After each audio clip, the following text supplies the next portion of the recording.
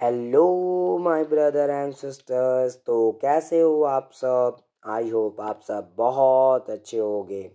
आज मैं आप लोगों के लिए लेकर आया हूँ unit 4B stopping by the woods on a snowy evening poem के एक्सप्लेनेशन को, जो कि कुछ लाइंस हमारी फर्स्ट वीडियो में बच गई थी। कुछ लाइन की एक्सप्लेनेशन फर्स्ट वीडियो में बच गई थी, जिसको मैं इस वीडियो में पूरा करूँगा। यानी कुछ लाइन जो बची हुई लाइंस है उसके एक्सप्लेनेशन को हम आज इस वीडियो में देखेंगे। और तो चलिए हम लोग स्टार्ट करते हैं। चलिए ओके देखते हैं। Whose woods these are? I think I know. His house is in the village though. He will not see me stopping here to watch his woods fill up with the snow. देखिए, यह जो poem है हम कल ही बात आए थे। यहाँ पे कवि जो है वो एक जंगल में पहुंच चुके हैं और यहाँ पे जंगल में जब पहुंचते हैं तो वो उनके मन में कुछ बातें आती है। इसमें क्या बोलता है? Whose woods these are? यानी जिस किसी का भी ये जंगल है, जिस किसी का भी ये जंगल है, ये सब जो पूरे उसको जंगल दिखाई दे रहे हैं, जिस किसी का भी है, are I think I know, मैं जिसके बारे में सोचता हूँ मैं शायद जानता भी। मैं जिसके बारे में सोच रहा हूँ कि किसका ये जंगल, मैं शायद उनको जानता भी हूँ। His house is in the village though. हालांकि हो सकता है, लगता उसका जो घर है इसी गांव में है। उसका घर कहाँ है? इसी गांव में। मतलब मैं इस जंगल के जो मालिक है उनको मैं जानता हूँ और शायद उसका घर जो है वो इसी गांव में ही है। He will not see me stopping here. वह जो है मुझे यहाँ पे रुकता हुआ नहीं देखेगा। To watch his wood fill up with snow.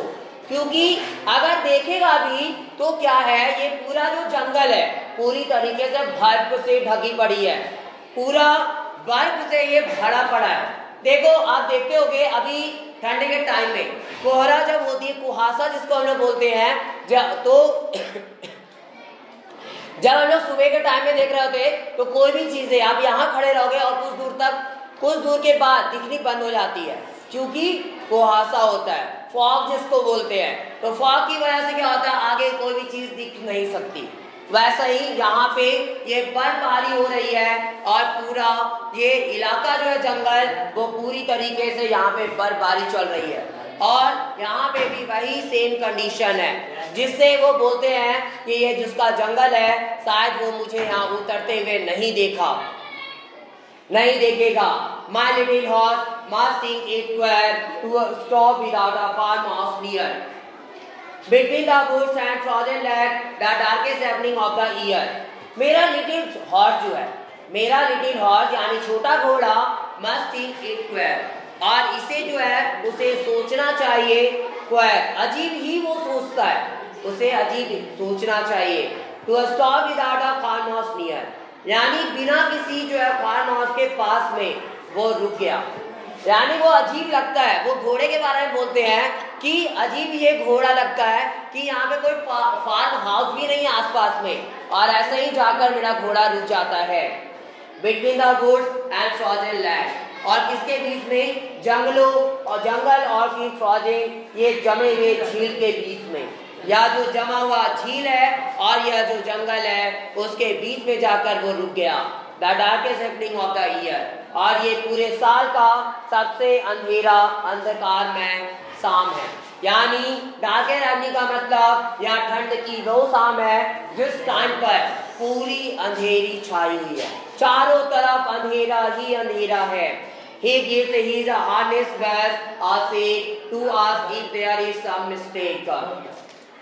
अब वह तभी क्या देता है, अपने हार्नेस बेल का एक सेक देता है। सेक का मतलब हिलाओ, बजाना। तो यहाँ पे हार्नेस क्या होता है? हार्नेस जो है एक लेदर की जो बेल्ट होती है जो घोड़े को कंट्रोल करती है। देखिए होगे बेल्ट बंधा हुआ रहता है उसके पूरे मुंह से लेकर ऐसे, ठीक है, और उसका पट्टा जो है वो जो घोड़ा में सवार रहता है उसके पास रहता है ताकि वो घोड़े को कंट्रोल कर सके, ठीक है। तो इसलिए वो उसको बेल्ट को लगा के रखता है। तो उस बेल्ट में क्या है?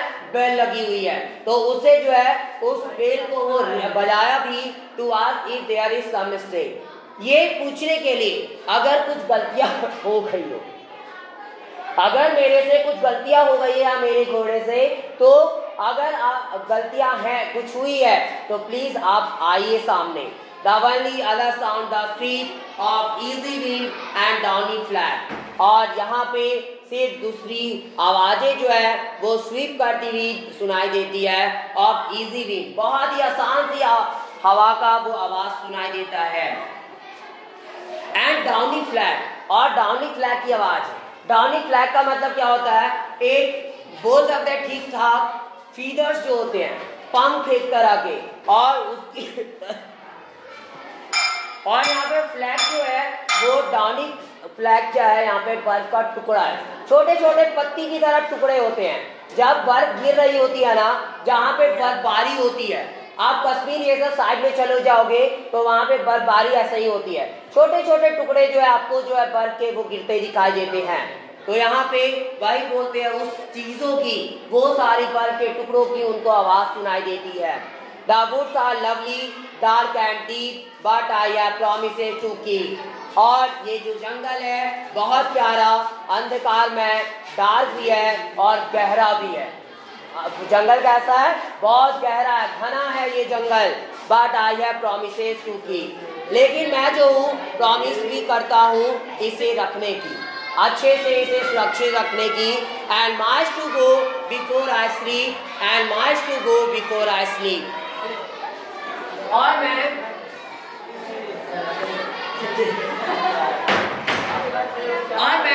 माइल्स तक जाता हूँ, सोने से पहले बहुत दूर दूर तक मैं जा रहा होता हूँ, और सोने से पहले मैं बहुत दूर दूर तक जाता हूँ।